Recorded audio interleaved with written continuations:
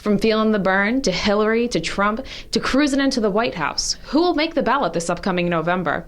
We've talked with several King's College students and their opinions on the presidential campaign and the journey to the White House. That story straight ahead.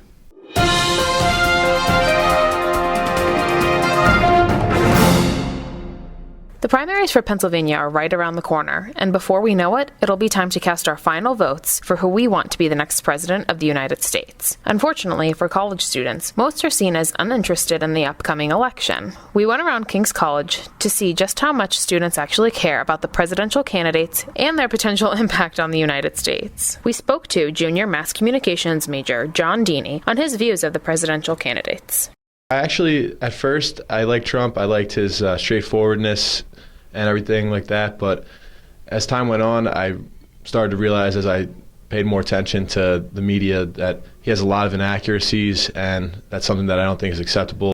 Senior education major Katie Brunwasser shares her thoughts on the current status of the presidential candidates in the election. So many people are for Trump, but a good majority aren't, and they're not getting a voice. I know my parents who are Republicans are very focused on Hillary Clinton winning, where a lot of people are for Bernie Sanders. So everyone's just so divided, it's really hard to tell. Senior mass communications major Christina Atienza talks about how she's been keeping track of the campaigns. I have been paying attention on Twitter to see what people say, and also because I like seeing what the politicians supposedly tweet during the opposing parties' debates. All three King's College students give their opinions on what should be major factors in deciding a person's vote for the next president. Do their research and find the candidate that matches their own opinions. Not because their friends are voting for one person, but because that's who they honestly want to see leading our country. I think it's very important that you get focused and you read up, at least look at some things. Have a good, well-rounded background of each candidate and really